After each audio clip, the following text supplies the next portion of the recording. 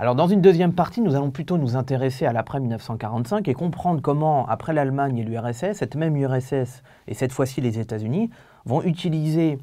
la censure sur l'information ou la propagande d'État pour justifier, dans une logique de guerre froide, la criminalisation de l'adversaire. Alors, commençons déjà par le macartisme qui commence en 1950. Alors, qu'est-ce que c'est le macartisme? En fait, c'est un vague mouvement de répression contre la subversion communiste. Vous savez, la théorie de la cinquième colonne. C'est-à-dire cette idée qu'il existerait au niveau du milieu universitaire, du milieu médiatique, du milieu littéraire et du milieu cinématographique et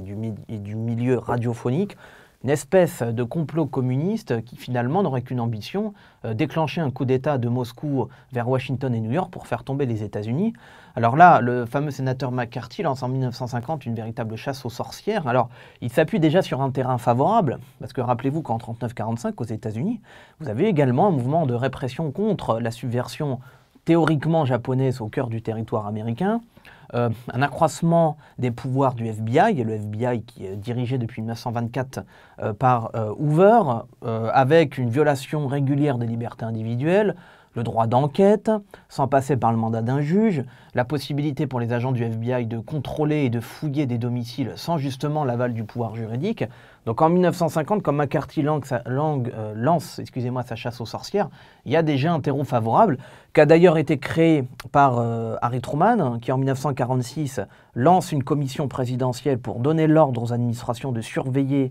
ses fonctionnaires, et en 1947 qui élargit ce droit de compétence juridique en donnant quasiment les pleins pouvoirs au FBI. Alors la répression du macartisme, c'est de 1950 à 1954. On va avoir finalement près de 750 fonctionnaires américains qui vont être déchus de leurs droits. Alors d'ailleurs, parfois pour des causes avérées, notamment en cas de subversion communiste ou sympathie vis-à-vis du communisme, cas de chefs d'inculpation un peu plus folkloriques, notamment mœurs dégradantes, cas d'homosexualité et finalement non-respect de la moralité protestante. Donc ça a été avant tout un prétexte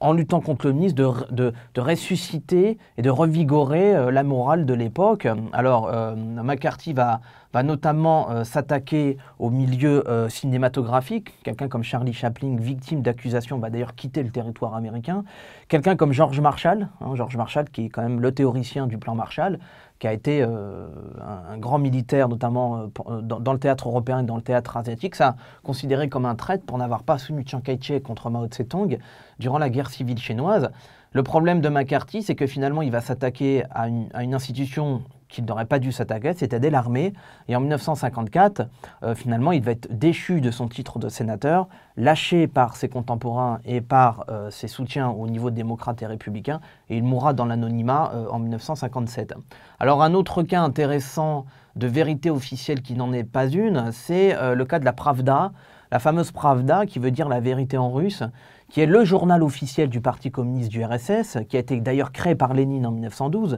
qui a été supprimé par le tsar Nicolas II en 1913, qui va au début de son existence servir de caisse de résonance à l'insurrection bolchevique et aux doléances ouvrières, qui va être recréé en 1917 quand le tsar Nicolas II va être déchu de ses fonctions et remplacé par Kerensky, et qui va surtout servir de support à la publication des thèses d'avril en 1917, où là, Vladimir Ulyanov, alias Lénine, critique férocement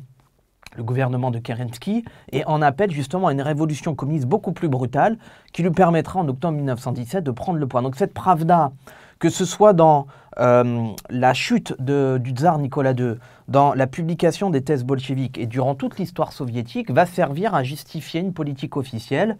Ça va notamment servir à justifier la dékoulakisation de 1928 à 1934, où là c'est quand même près de 6 millions de koulaks qui vont être exterminés, les excès de la Grande Purge, les excès de la Grande Guerre patriotique, où finalement Staline va choisir par une espèce de stratégie militaire de sacrifice, d'utiliser ses ressources humaines plus importantes pour battre l'armée allemande. Ça va également servir à justifier les excès du goulag, à démontrer que la fossilisation du régime sous Léonid Brejnev n'en est pas une, et aussi camoufler les révolutions nationalistes dans les années 80. D'ailleurs, la dissolution de la Pravda en 1991 va être réutilisée par le Parti communiste aujourd'hui d'Evgeny Zyuganov pour servir de journal officiel du Parti communiste opposé à Vladimir Poutine. Alors un dernier exemple d'information qui sert de déclenchement d'une révolution politique, quand en 1985,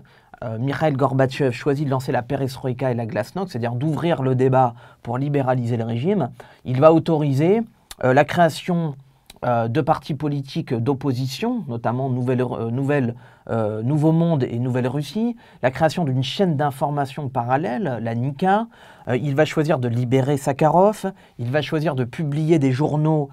anciennement dissidents qui avaient été interdits sous Staline et sous Brejnev, notamment l'archipel du Goulag de Solzhenitsyn. Mais finalement, sans le vouloir, en libérant cette information, il va préparer le terrain pour les révolutions en 1989, 90 et 91. On estime que finalement, le système soviétique a pâti de cette ouverture de la parole et de cette libération de la parole, au même titre d'ailleurs que ses problèmes économiques, que de son déclin géopolitique et que de son manque de popularité en Europe occidentale. C'est-à-dire qu'en gros, il va préparer le terrain pour la dissidence intellectuelle qui va se rebeller en 90 et en 91 et qui va faire chuter le régime de Ceausescu en Roumanie, le régime de Jaruzelski en Pologne et le régime d'Honecker en RDA jusqu'à la chute finale de l'URSS en 91.